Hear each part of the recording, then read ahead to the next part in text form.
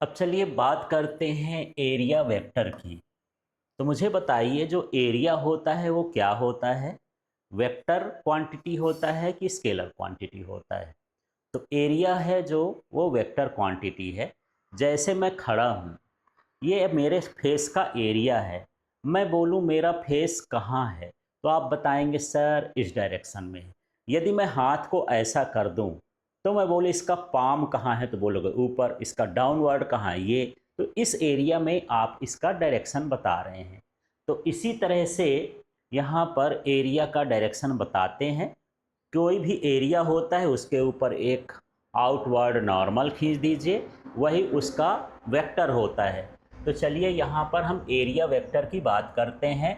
The outward normal drawn on any planar surface is called area vector.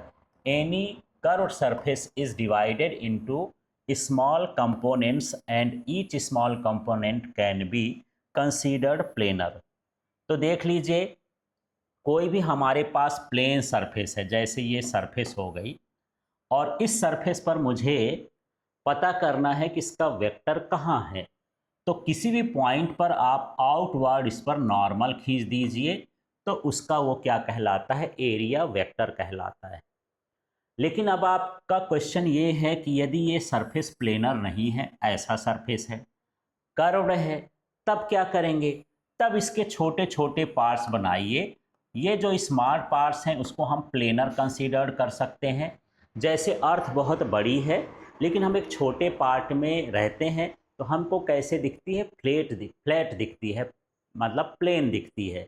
तो इसी तरह से जब कर्व सरफेस होती है तो प्लेन दिखती है। इस सरफेस पर हम नॉर्मल खींच दिए, ये इसका एरिया वेक्टर है। इस पर खींचेंगे, इसका एरिया वेक्टर है। ये इस पर खींचेंगे, इसका एरिया वेक्टर है। मतलब हर पॉइंट पर इसका जो एरिया वेक्टर है वो अलग अलग हो सकता है। यदि प्लेन सरफेस है तो एक ही रहेगा, चाहे इसमें जितने खींचेंगे ये एक ही डायरेक्शन जाएगा, ये पैरेलल ही रहेगा।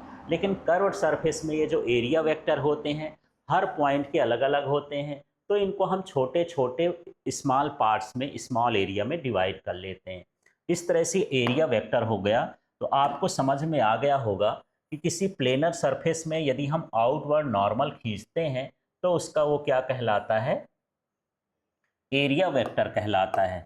तो चलिए यहाँ पर देख लीजिए, ये है डेल्टा एस वेक्टर। एस का मतलब सरफेस है। मान लीजिए ये है मेरे पास कोई प्लेनर सरफेस, तो इसको मैं क्या ले लिया, एस।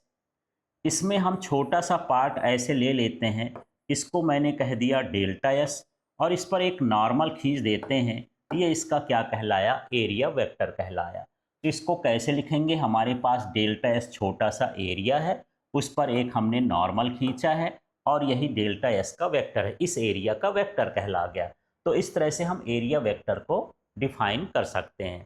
तो आपको क्लियर हो गया, the outward normal drawn on the planar surface is called area vector of that surface।